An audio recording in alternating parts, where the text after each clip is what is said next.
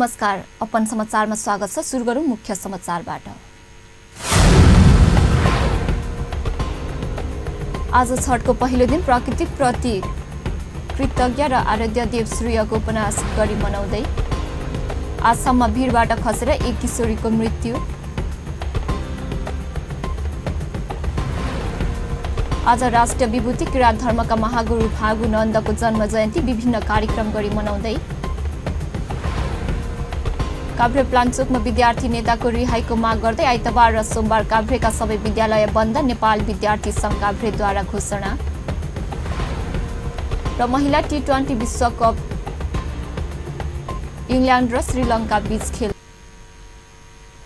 अब समाचार विस्तारमा। प्रकृतिप्रति कृतज्ञ र आराध्य सूर्यको उपासना गरी मनाइने छठ पर्वको मुख्य विधि आइतबारदेखि सुरु हुँदैछ।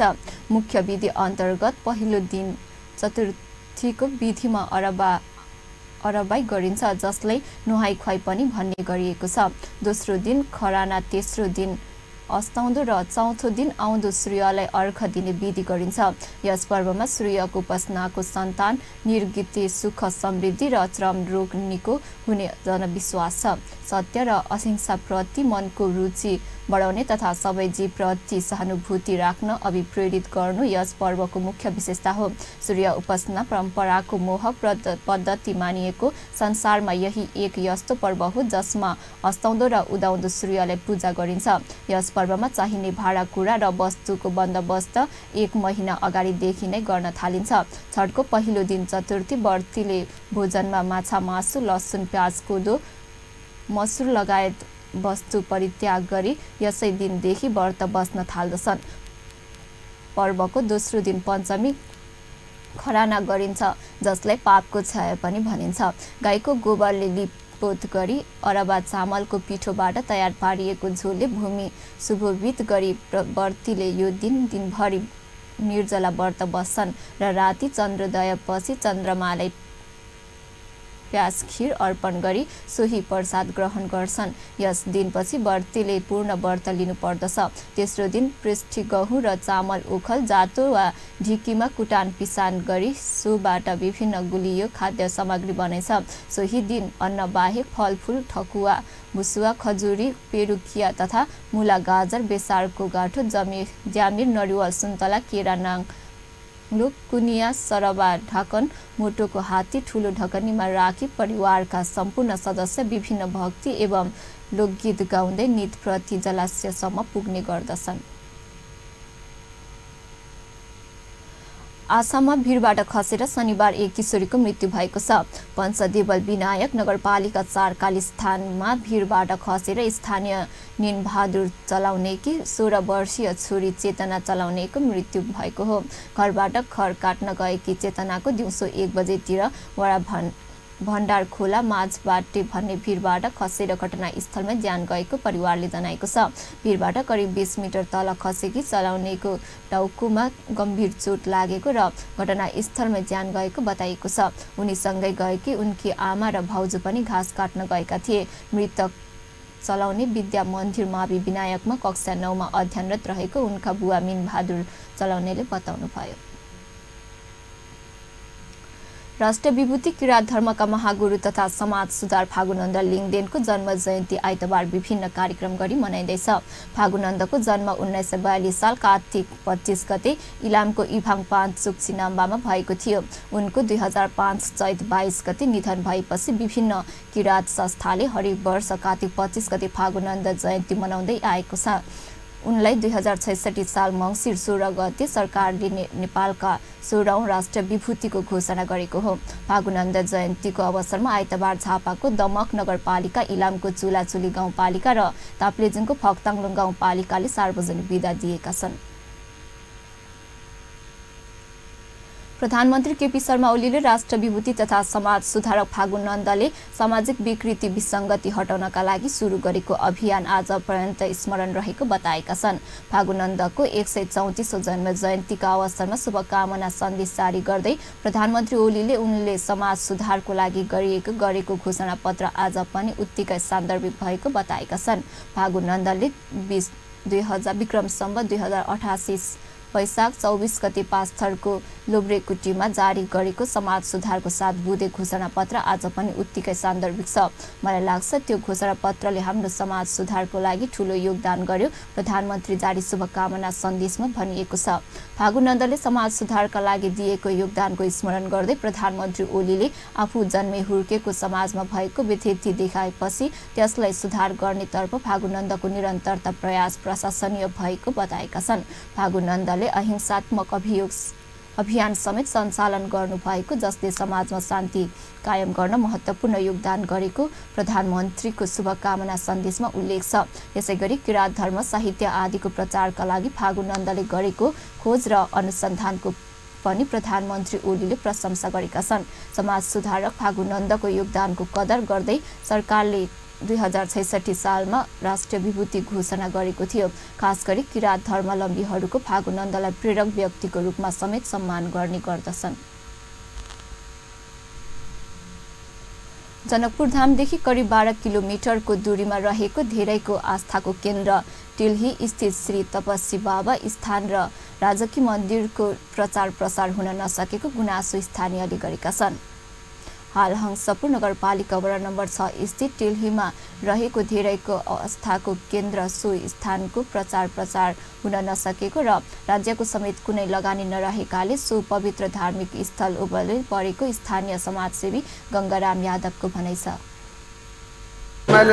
ये प्रभंस बाबा है तो एरिया के लोग जो नहीं है खलना में प्रभंस बाबा चले तो ये कि मीडिया ये कि बुद्धिजीवी सब चर्चा करते राष्ट्रीय लेवल पर पहचान बना के अखन तक नेपालों के लोग ओहिठाम उनके दर्शन कर जाए चले।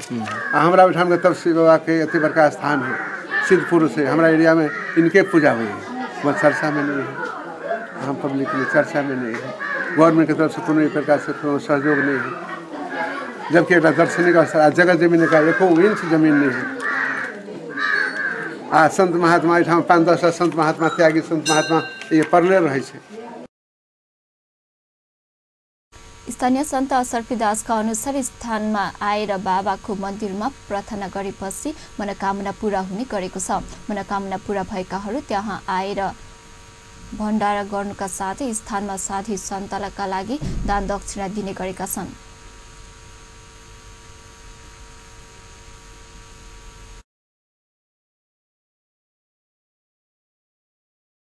यही जगह पर अपने के यही भूमि पर अपने के सबसे पहले अपने के जो है केपी ओली हर एक साल में एक बाजी ये ठाम रहे चले जो तपस्वी बाबा उच्च मावी के नाम से स्कूल चले तो उनका विद्यार्थी सबके यूनिफॉर्म देवा चले। हर एक साल प्रत्येक साल केपी ओली जखन देश के हमारा प्रधानमंत्री उनका नाम पे के बाद में अपने के जो है विद्या भंडारी जी आइए अपने के जो उनका एक मन्नत मांगने रहे थे भंडारा खेल के तपस्वी बाबा मूर्ति जो है ठामन कॉलेज में उनका अनावरण खेल के आइए गला के बाद में कुछ दिन के बाद वो राष्ट्रपति बने। वही के बाद में वैसे पहले अपने के धननाथ खनाल आइए अला के बाद में अपने के दर्शन कराने तपस्वी बाबा कॉलेज के बने करके संकल्प करके तपस्वी बाबा कॉलेज बने। साधु सन्तहरूका अनुसार 100 वर्ष पूरा रौदौली बाल गंगा स्थित तपस्वी बाबा भण्डारा गर्नका लागि एक बुढा तत्कालीन समयमा चल्ने थुररी पैसा चाँदीको सिक्का जम्मा गरेका थिए। त्यसपछि बाबा तीर्थयात्रामा गएको र फर्किएपछि पैसा हराएको सुन्दा आक्रोशित भएर त्यहाँबाट जान लाग्दा बाटोमा नागनागिनको जोडीले बाटो छेकेपछि बाबा फर्केर सोही स्थानमा बास बस्न थालेका थिए। त्यति मात्र नभई एकपटक खडेरी पर्दा स्थानीयले बाबालाई गुहारेको र स्थानीयले त्यहाँ भण्डारा गरेपछि एकदमै वर्षा भएर स्थानीय खुसी भएका थिए। यद्यपि बाबा बसेको स्थानमा एक बुद्ध समेत पानी परेको थिएन। त्यसपछि स्थानीयहरूको बाबाप्रतिको आस्था बढेको र भगवानको रूपमा पूजापाठ गर्न थालिएको हो जनविश्वास रहेको छ। सब चल गए गाँव में के लोग जो बाबा कथुआ गए वर्षा में ये चलू देख भाड़ा भागे आदमी सब पहले तो देखल बाबा के जते दूर समाजसेवी यादवले बाल्यकालमा बिसन्चो हुँदा आफू सोही स्थानमा आएर बाँच्न सफल भएको र स्थानमै हुर्किएको बताउँदै तपस्वी बाबाले अन्य धेरैको जीवनमा दुःख कष्ट हरेको बताए। समाजसेवी यादवकै पहलमा तपस्वी बाबाकै नाउँमा तिल्ही जस्तो ग्रामीण भेगमा अत्याधुनिक भावना श्री तपस्वी बाबा उच्च माविले र केलेज समेत सञ्चालन समेत रहेको छ। अब समाचारमा केही बेर विश्रामपछि काभ्रे प्लान्चोकमा विद्यार्थी नेताको रिहाईको माग गर्दै आइतबार र सोमबार काभ्रेको सबै विद्यालय बन्द नेपाल विद्यार्थी सङ्घ काभ्रेद्वारा घोषणा। दाङ प्रहरीले तिहारको समयमा 51 जना जुवाडी सहित 5,21,572 रुपैयाँ बरामद र नवलपुरमा गैंडाको आक्रमणबाट 3 जना घाइते। विश्रामपछि समाचारमा स्वागत छ। अब बाँकी समाचार। काभ्रे प्लान्चोक नेपाल विद्यार्थी सङ्घ काभ्रेले विद्यार्थी नेताको रिहाईको माग गर्दै आइतबार र सोमबार काभ्रेका सबै विद्यालय बन्दको घोषणा गरेको छ। प्रधानमन्त्रीको तस्बिर बिगारेको फेसबुकमा सेयर गरेको आरोपमा तपेश्वर उच्च माध्यमिक विद्यालयको नेवी सङ्घका एकै सभापति कृष्ण ढकाल पक्राउको विरोधमा नेपाल विद्यार्थी सङ्घले 25 र 26 गते सबै विद्यालय बन्द गर्ने घोषणा गरेको हो। 16 वर्षीय ढकालले कुकुर तिहारको दिनमा कुकुरको टाउको जोडिएको फेसबुक वालमा आएको फोटो सेयर गरेका थिए। ढकाललाई रिहा गर्न माग गर्दै नेपाल विद्यार्थी सङ्घ केन्द्रीय समितिले भने 26 गते 77 वटै जिल्लामा प्रधानमन्त्रीको पुतला दहन गर्ने र 28 गते सबै जिल्ला सदरमुकाममा 2 घण्टा चक्काजाम गर्ने लगायतका कार्यक्रम सार्वजनिक गरेको नेपाल विद्यार्थी सङ्घ काभ्रेका सभापति निपेश बादेलले जानकारी दिनुभयो। त्यस्तै कृष्णले सेयर गरेको फोटो पुनः सेयर गरेको भन्दै पलपल अनलाइनलाई सञ्चालक कविराज ढकाललाई समेत प्रहरीले पक्राउ गरेको छ। उनीहरू विरुद्ध साइबर क्राइम अन्तर्गत अनुसन्धान भइरहेको प्रहरीले जनाएको छ। बैतडी पटना नगरपालिका वडा नम्बर 4 को जोला बजार स्थानीयको घरको थुप्रो र परालमा आग लागि भएको छ। आग लागि हुने बित्तिकै पटन नगरपालिकाको दमकल घटनास्थलमा पुगेको थियो, तर दमकलमा पानी नै थिएन। दमकलमा पानी नभएका कारण पानी भर्न फेरि दमकल फर्किएको थियो।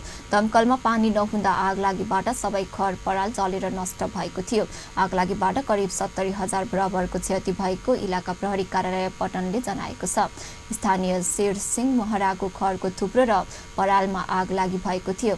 आइतबार बिहान 4:30 बजे घर परिवारले थाहा पाएपछि प्रहरीलाई खबर गरेको र त्यसपछि घटनास्थलमा टोली खटिएको इलाका प्रहरी कार्यालय पाटनका इन्चार्ज प्रहरी निरीक्षक राजेन्द्र बहादुर सिंहले बताउनुभयो।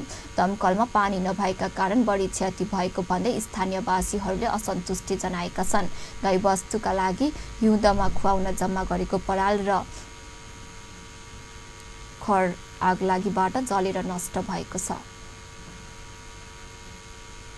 रौतहटको कटहरिया नगरपालिका वडा नम्बर 4 स्थित हर्सा गाउँपालिका 4 वटा घरमा चोरी भएको छ। शनिबार राति चोरहरूले सुरुङ खनेर नगद गहना लत्ता कपडा गरी 13 लाख बढीको धनमाल चोरेर लगेका हुन्।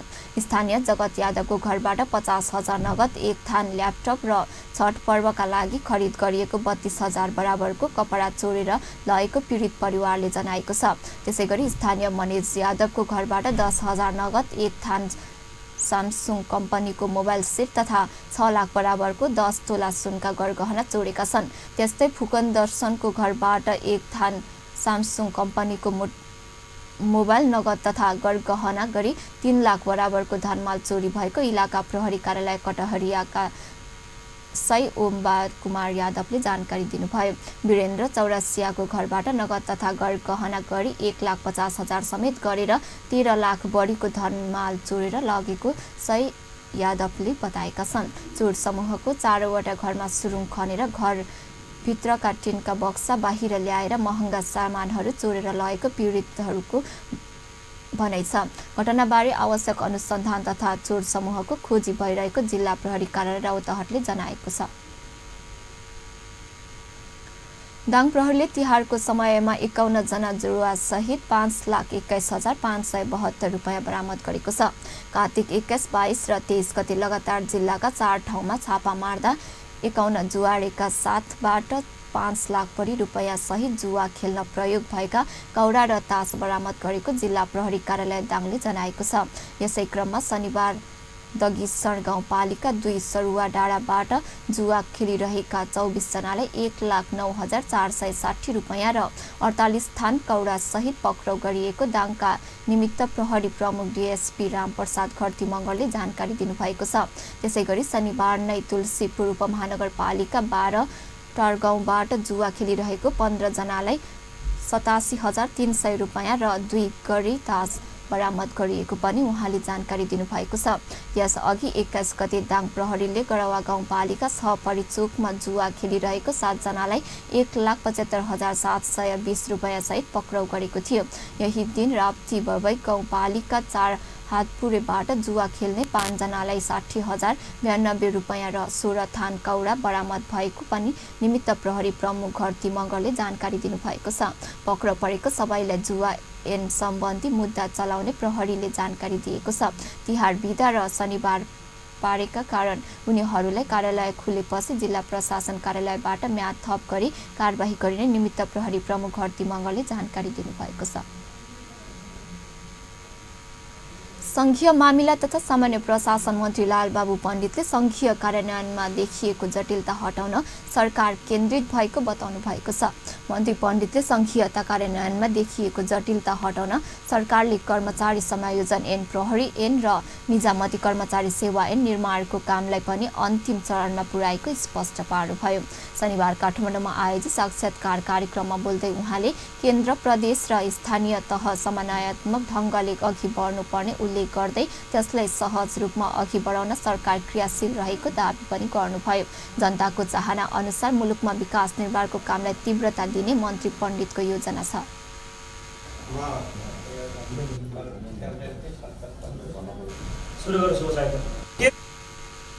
मन्त्री पण्डितले विकास निर्माणको कामलाई तीव्रताका साथ अघि बढाउने आश्वासन पनि दिनुभयो। वर्षाका कारण यस अघि विकास निर्माणको कामले गति लिन नसकेको मन्त्री पण्डितको तर्क छ।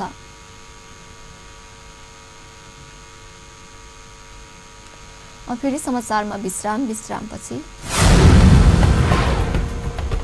नवलपुरमा गैंडाको आक्रमणबाट 3 जना घाइते र महिला T20 विश्वकप इङ्ल्यान्ड र श्रीलङ्का बीचको खेल रद्द। विश्रामपछि समाचारमा स्वागत छ। अब बाँकी समाचार। नवलपुरको देवसुली नगरपालिकामा गैंडाको आक्रमणबाट 3 जना घाइते भएका छन्। शनिबार दिउँसो गैंडाको आक्रमण गरेको थियो। स्थानीय बासिन्दा राजेन्द्र जीसीका अनुसार देवसुली 7 बस्ने 56 वर्षका गंगा बहादुर सैमे, देवसुली 16 राजाह बजारका 55 वर्षका दल बहादुर परियार र देवसुली 2 का 12 वर्षका बालक शीर्षक भण्डारी घाइते भएका छन्। घाइतेहरूको चितवन मेडिकल कलेज र दलदलेको बेतसुली अस्पतालमा उपचार भइरहेको छ। घाइतेहरूको टाउको, कम्मर र खुट्टामा चोट लागेको छ। उनीहरू सबै खतरामुक्त रहेको प्रहरीले जनाएको छ। गैंडाको आक्रमणबाट एउटा गोरु मरेको छ भने 2वटा कार र एउटा मोटरसाइकलमा क्षति पुगेको छ। बुटवलबाट नारायणघाटतर्फ जाँदै गरेको 5644 नम्बरको कारसहित 2वटा कार र एउटा मोटरसाइकलमा गैंडाले आक्रमण गरेको थियो। गैंडाको आक्रमणबाट देवसुली 4 का जित बहादुर सारूको गोरुको मृत्यु भएको स्थानीय बासिन्दाले बताएका छन्। अब खेल समाचार।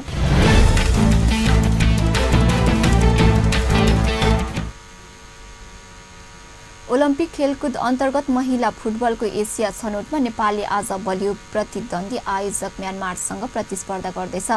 थुन्थुवा रङ्गशाला स्थानीय समय अनुसार बेलुकी 6 बजे म्यानमारसँग नेपालले प्रतिस्पर्धा गर्न लागेको हो। नेपाल भन्दा म्यानमार निकै बलियो टिम हो, तर नेपालले पहिलो खेलमा नै भारतलाई बराबर रोक्दै अङ्क बढाएको थियो। त्यसकारण पनि नेपाली खेलाडीमा उच्च मनोबल रहेको छ। नेपालले पहिलो खेलमा बलियो प्रतिद्वन्दी भारतसँग 1-1 गोलको बराबरी खेल्दै अङ्क बढेको थियो। खेलको 11औं मिनेटमा नै निरु थापाले गोल गर्दै नेपालले अग्रता दिलाएकी थिइन्, तर नेपालले आफ्नो अग्रता धेरै बेरसम्म टिकाइ राख्न सकेन। खेलको 37औं मिनेटमा भारतले गोल गरेपछि नेपालले बराबरमा चित्त बुझाएको थियो। यता म्यानमारले भने आफ्नो पहिलो खेलमा नै बंगलादेशले 5-0 गोलले भारी अन्तरले पराजित गर्दै शानदार जित निकालेको थियो। त्यसकारण पनि नेपाल विरुद्ध खेल्दा स्पष्ट 3 अङ्क ल्याउने हिसाबले म्यानमार खेल्नेछ। नेपाल भने म्यानमारलाई रोक्दै अङ्क बढ्ने लक्ष्यमा छ। समूह सीमा रहेको नेपालले आफ्नो अन्तिम खेलमा 13 तारिखमा बंगलादेशसँग प्रतिस्पर्धा गर्नेछ। आईसीसी महिला टी20 विश्वकप अन्तर्गत इङ्ल्यान्ड र श्रीलङ्का बीचको खेल रद्द भएको छ। वेस्ट इन्डिजमा जारी विश्वकप अन्तर्गत दोस्रो दिन आज इङ्ल्यान्ड र श्रीलङ्का बीचको खेल अघि वर्षा भएपछि टस समेत हुन सकेन। खेल रद्द भएपछि दुवै टिमले 1-1 अङ्क बढेका छन्। यो बराबरीपछि समूह ए मा वेस्ट इन्डिज 2 अङ्कसहित शीर्ष स्थानमा छ भने इङ्ल्यान्ड र श्रीलङ्का 1-1 अङ्कसहित दोस्रो र तेस्रो स्थानमा छन्। वेस्ट इन्डिजसँग पराजित बंगलादेश भने समूहको पुछारमा छ। समूह बी मा भने अस्ट्रेलिया र भारतको 2-2 अङ्क छ। अन्त्यमा मुख्य समाचार पुनः एकपटक।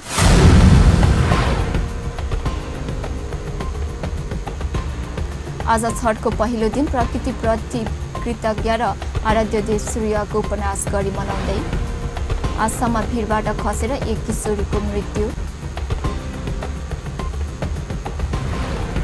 आज राष्ट्रिय विभूति किरात धर्मका महागुरु फागु नन्दको जन्म जयन्ती विभिन्न कार्यक्रम गरी मनाउँदै काभ्रे प्लान्चोकमा विद्यार्थी नेताको रिहाईको माग गर्दै आइतबार र सोमबार काभ्रे सबै विद्यालय बन्द, नेपाल विद्यार्थी सङ्घ काभ्रेद्वारा घोषणा। र महिला टी20 विश्वकप इङ्ल्यान्ड र श्रीलङ्का बीचको खेल रद्द। हस्त अहिलेलाई समाचार यति नै। पल पल खबर तेज नजर अपन टेलिभिजन हेर्दै गर्नुहोला। नमस्कार।